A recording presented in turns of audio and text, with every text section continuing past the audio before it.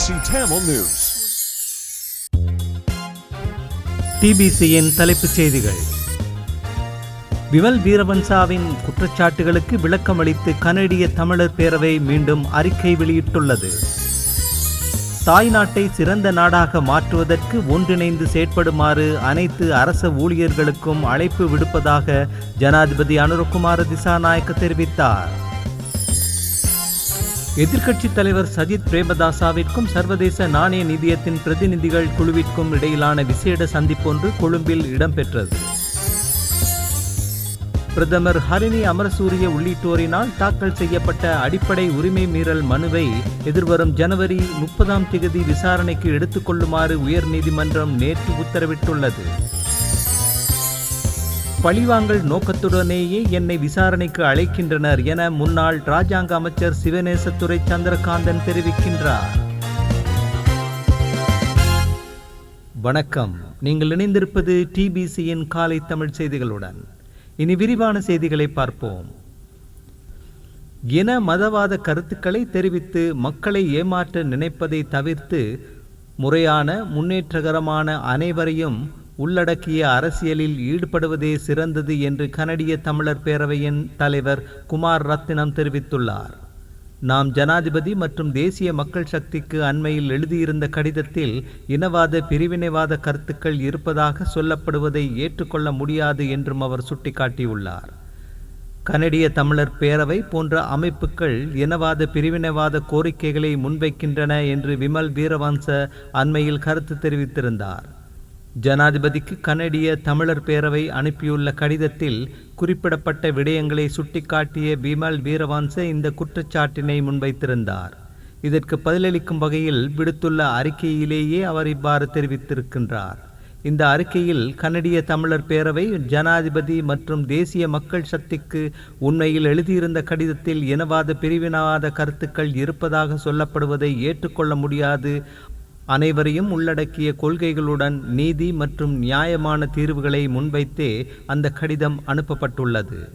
இந்த கோரிக்கைகள் இன மத வேறுபாடின்றி அனைத்து இளைஞர்களும் தங்கள் உரிமைகளின் மற்றும் கண்ணியத்தை மதிக்கும் ஒரு சமூகத்தில் இணைந்து வாழ முடியும் என்பதை உறுதி செய்யும் நோக்கத்துடன் அனுப்பப்பட்டுள்ளது. இலங்கையை பொறுத்தவரையில் மிக நீண்ட காலமாக இனவெறி மற்றும் பிரிவினவாதத்தை தூண்டும் கருத்துக்கள் மக்களின் உணர்ச்சிகளை கையாளவும் சமூகங்களை பிளவுபடுத்தவும் குறுகிய அரசியல் நிகழ்ச்சி நிரல்களுக்கு சேவை செய்யவும் ஆயுதமாக்கப்பட்டுள்ளது என்பதை நாங்கள் அறிவோம். இந்த தந்திரோபாயம் காலமாக தவறான புரிதல்களை நிலைநிறுத்தியுள்ளது என்பதோடு அவநம்பிக்கையை வளர்த்து இலங்கையின் சமூக மற்றும் கலாச்சார ஒற்றுமைக்கு நிரந்தரமான சேதத்தை ஏற்படுத்தியுள்ளது. இனவாதம் மற்றும் பிரிவினைவாதம் என்று சொல்லாடல்கள் பல அரசியல்வாதிகளால் தங்கள் சொந்த நலனுக்காக பயன்படுத்தப்பட்டதையும் அதனால் ஏற்பட்ட விளைவுகளையும் அனைவரும் அறிவர். இதுபோன்ற வார்த்தைகள் மக்களின் உணர்வுகளை தூண்டி இனங்களுக்கிடையில் அமைதியின்மையை ஏற்படுத்தி தங்கள் அதிகாரங்களை தக்க வைத்துக் கொள்ளவே பலரால் பயன்படுத்தப்பட்டு வந்தது என்பதையும் நாம் புரிந்து கொள்ள வேண்டும். இதுபோன்ற கருத்துக்களால் எந்த சாதாரண குடிமகனுக்கும் எந்த நன்மையும் எப்பொழுதும் நேர்ந்ததில்லை. மாறாக சமூகங்களுக்கிடையில் பிளவுகளை ஆழமாக்கி உண்மையான பிரச்சனைகளிலிருந்து மக்களை திசை திருப்பி அர்த்தமுள்ள முன்னேற்றங்களை தடுக்கிறது. இனியும் இவ்வாறான கருத்தாடல்களால் மக்களை ஏமாற்ற நினைப்பதை தவிர்த்து முறையான முன்னேற்றகரமான அனைவரையும் உள்ளடக்கிய அரசியலில் ஈடுபடுவதே சிறந்தது என நாங்கள் குறிப்பிட விரும்புகின்றோம் என்று கனடியன் பேரவை குறிப்பிட்டுள்ளது.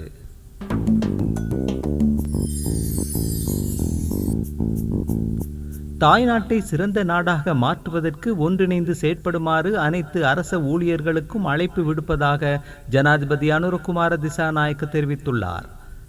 அங்குரகொட பாதுகாப்பு படை தலைமையக வளாகத்தில் அமைந்துள்ள பாதுகாப்பு அமைச்சில் பாதுகாப்பு அமைச்சராக நேற்று முற்பகல் கடமைகளை பொறுப்பேற்ற போதே ஜனாதிபதி இதனை தெரிவித்தார். அத்துடன் சிறந்த ஆட்சியை உருவாக்குவதற்காக புதிய அரசாங்கம் அர்ப்பணிப்புடன் செயற்படுவதாகவும் நாட்டை கட்டியெழுப்பும் வேலை திட்டத்தில் அனைவரது ஆதரவையும் எதிர்பார்க்கின்றேன் என்றும் அவர் குறிப்பிட்டார். அரசியல் அமைப்பிலும் சட்டங்களிலும் எத்தகைய சட்ட ஒழுங்குகள் இருந்தாலும் மக்களின் அதிகாரம் தான் பலமாக உள்ளது. கடந்த ஜனாதிபதி தேர்தல் மற்றும் பொது தேர்தலில் வழங்கப்பட்ட ஆணைகளின் கட்டமைப்பு மற்றும் வடிவங்களை பார்க்கும்போது அவர்களின் எதிர்பார்ப்புகள் பிரதிபலிக்கின்றன. இந்த மாற்றம் அவர்களினதும் எதிர்பார்ப்பு என்பது அண்மைக்கால தேர்தல் வரலாற்றில் அரச சேவையினால் அரசாங்கத்துக்கு வழங்கப்பட்ட சுமார் 80% ஆணையை எடுத்து காட்டுகிறது. எனவே தமது அரசாங்கத்திற்கு மக்களின் எதிர்பார்ப்புகளை நிறைவேற்றுவதற்கு அரசியல் தலைமைத்துவத்தை வழங்குவதை தவிர வேறு எந்த நோக்கமும் இல்லை. அதனை நனவாக்க அரச ஊழியர்களின் ஆதரவு அவசியம். அனைவரும் எதிர்பார்க்கும் இந்த புதிய மாற்றத்தில் அரச சேவையின் மீதான பொதுமக்களின் நம்பிக்கையை உறுதிப்படுத்தாமல் முன்னேற முடியாது. வளர்ச்சியடைந்த ஒவ்வொரு நாட்டிலும் பொருளாதார சமூக வளர்ச்சிக்கு பாய்ச்சலை ஏற்படுத்தியது அரச சேவைதான் என்றார் ஜனாதிபதி.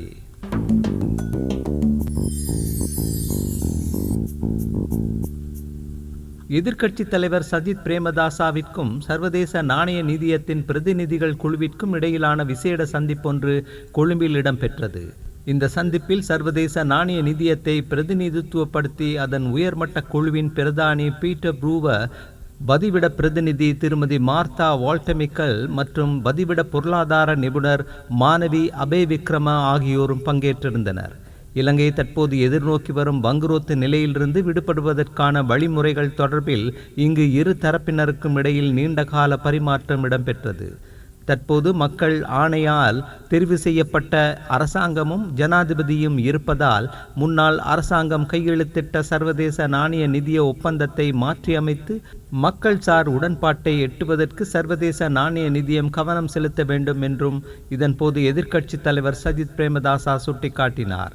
இதற்கு முன்னதாகவும் எதிர்க்கட்சி தலைவராக இருந்தபோது சஜித் பிரேமதாச உள்ளிட்ட ஐக்கிய மக்கள் சக்தியின் பொருளாதார குழுவில் அங்கம் வகிக்கும் பலர் சர்வதேச நாணய நிதிய பிரதிநிதிகளுடன் பல சந்தர்ப்பங்களில் நேருக்கு நேர் பேச்சுவார்த்தைகளை நடத்தியுள்ளனர் என்பது குறிப்பிடத்தக்கது.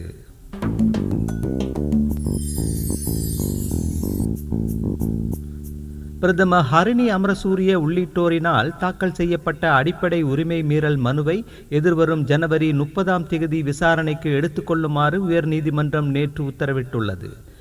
கடந்த வருடம் பாராளுமன்றத்திற்கு பிரவேசிக்கும் பொல்துவ சந்தியில் தேசிய மக்கள் சக்தியின் பெண்கள் குழுவினர் நடத்திய அமைதி போராட்டத்தின் மீது தாக்குதல் நடத்தியதன் மூலம் தனது அடிப்படை மனித உரிமைகள் மீறியதாக கூறி அப்பகுதி பதில் போலீஸ் மா அதிபர் தேசபந்து தென்னகோன் உள்ளிட்ட போலீஸ் அதிகாரிகள் குழுவிற்கு எதிராக இந்த மனு தாக்கல் செய்யப்பட்டுள்ளது.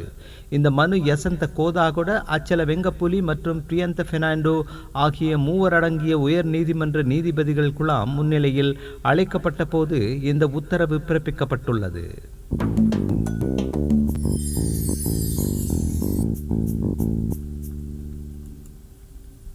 குறைந்த வருமானம் பெறும் குடும்பங்களின் வாழ்க்கை நிலைமையை மேம்படுத்தும் நோக்கில் சீன அரசாங்கத்தின் 552 மில்லியன் சீன யுவான் நிதியுதவியின் கீழ் 1888 வீடுகள் மற்றும் 108 மூத்த கலைஞர்களுக்கான வீடுகள் ஆகிய வீட்டுத் திட்டத்தின் இணை ஒப்பந்தம் கைச்சாத்திடும் நிகழ்வு வெள்ளிக்கிழமை பத்திரமுள்ள சிற்சிரிப்பாவையில் அமைந்துள்ள நகர அபிவிருத்தி நிர்மாணத்துறை மற்றும் வீடமைப்பு அமைச்சில் இடம்பெற்றது.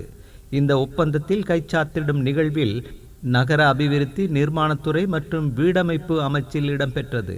இந்த ஒப்பந்தத்தில் கைச்சாத்திடும் நிகழ்வில் நகர அபிவிருத்தி நிர்மாணத்துறை மற்றும் வீடமைப்பு அமைச்சர் கலாநிதி அனுர கருணாதிலக்க மற்றும் சீனாவுக்கான இலங்கை தூதுவர் கிவு ஷென் ஹாங் ஆகியோர் பங்கேற்றனர்.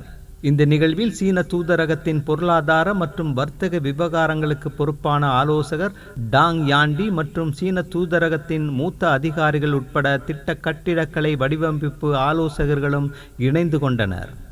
வீடமைப்பு பிரதி அமைச்சர் டிபி சரத், அமைச்சின் செயலாளர் ரஞ்சித் ஆரியரத்ன, நகர அபிவிருத்தி அதிகார சபையின் தலைவர் பொறியியலாளர் எல்பி குமுதுலால் மற்றும் அமைச்சின் உயர் அதிகாரிகளும் இந்த நிகழ்வில் கலந்து கொண்டனர். பேலியகொட, தெமட்டகொட, மொரட்டுவ, மாஹரகம ஆகிய இடங்களில் இந்த வீடமைப்பு திட்டங்கள் நிர்மாணிக்கப்படுவதுடன் கொட்டாவ பிரதேசத்தில் மூத்த கலைஞர்களுக்கான வீட்டு திட்டங்கள் நிர்மாணிக்கப்படவிருக்கின்றன. இந்த வீடமைப்பு திட்டத்தின் நிர்மாண பணிகள் இம்மாதம் ஆரம்பிக்கப்பட்டு 3 வருடங்களில் நிறைவடையும் என்று எதிர்பார்க்கப்படுகிறது.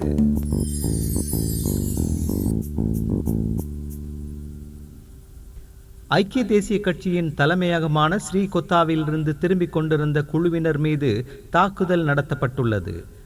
ஐக்கிய தேசிய கட்சியின் எழுச்சி தொடர்பிலான பிரேரணையை கையளிப்பதற்காகவே இவர்கள் ஸ்ரீகொத்தாவுக்கு சென்றுள்ளனர்.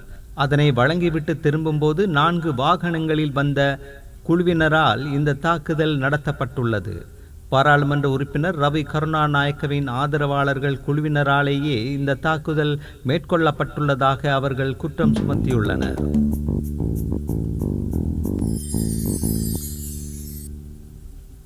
வருடத்தின் இதுவரையான காலப்பகுதியில் 298 போலீஸ் உத்தியோகத்தர்கள் பணியிலிருந்து இடைநிறுத்தப்பட்டுள்ளதாக போலீஸ் ஊடக பேச்சாளர் பிரதி பொலிஸ்மா அதிபர் நிஹால் தல்துவ தெரிவித்துள்ளார். முன்னரை விட தற்போது போலீஸ் அதிகாரிகளின் ஒழுக்கமின்மை நடவடிக்கைகள் தொடர்பில் போலீஸ் திணைக்களம் கடுமையான நடவடிக்கை எடுத்ததன் காரணம் என்னவென்று போலீஸ் ஊடக பேச்சாளர் பிரதி பொலிஸ்மா அதிபர் நிஹால் தல்துவவிடம் BBC சிங்கள சேவை கேட்டுள்ளது. அதற்கு போலீஸ் ஊடக பேச்சாளர் தவறு செய்யும் போலீஸ் உத்தியோகத்தர்களுக்கு எதிராக கடும் நடவடிக்கை எடுக்குமாறு பதில் போலீஸ்மா அதிபர் பிரியந்த வீரசூரிய பணிப்புரை விடுத்துள்ளார். ஒட்டுமொத்த சமூகத்தில் ஏற்பட்டுள்ள மாற்றத்தினால் போலீஸ் அதிகாரிகளும் இந்த சம்பவங்களுக்கு முகம் கொடுக்க வேண்டிய நிலை ஏற்பட்டுள்ளது என்றார் அவர்.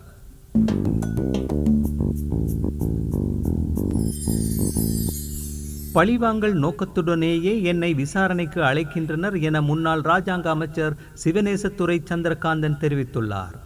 நல்லாட்சி அரசாங்கத்தை மக்கள் 2018ஆம் ஆண்டிலேயே புறக்கணித்து விட்டனர். அதனாலேயே அவ்வாண்டு இடம்பெற்ற உள்ளூராட்சி மன்ற தேர்தலில் ஸ்ரீலங்கா பொதுஜன பெரமுன வெற்றி பெற்றது.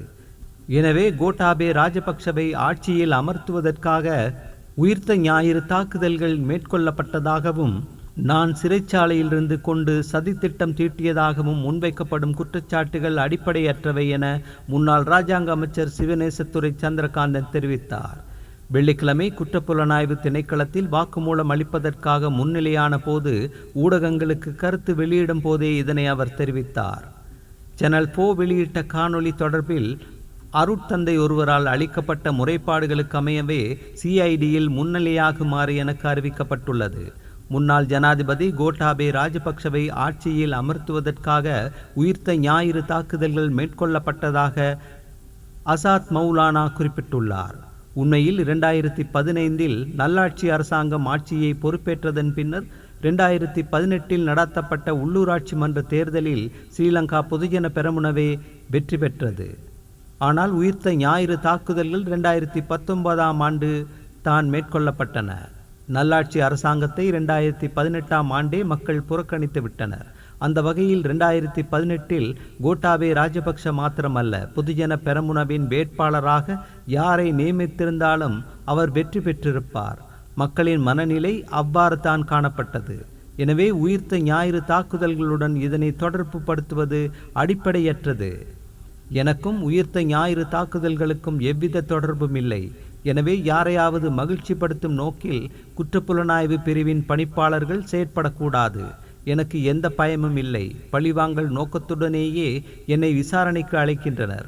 ஆனால் உயிர்த்த ஞாயிறு தாக்குதல்களின் பிரதான சூத்திரதாரி யார் என்பதை கண்டறிய வேண்டியது அரசாங்கத்தின் பொறுப்பாகும்.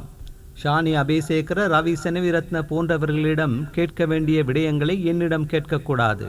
அவ்வாறில்லை என்றால் இது தொடர்பில் ஜனாதிபதியிடமே கேட்க வேண்டும். புலனாய்வு பிரிவினர் ஜனாதிபதியின் கண்களை போன்று இருக்க வேண்டும். அவர்கள் உறங்கிக் கொண்டிருந்தால் எம்மால் எதுவும் செய்ய முடியாது. சிறைச்சாலையில் இருந்து கொண்டு இவ்வாறான சதித்திட்டத்தை திட்டமிட வேண்டிய அவசியம் எனக்கு இல்லை என்கிறார் பிள்ளையான். அந்த செய்தியோடு நிறைவுக்கு வருவது TBCயின் இன்றைய காலை தமிழ் செய்திகள். மீண்டும் மாலை செய்திகளோடு சந்திப்போம். வணக்கம்.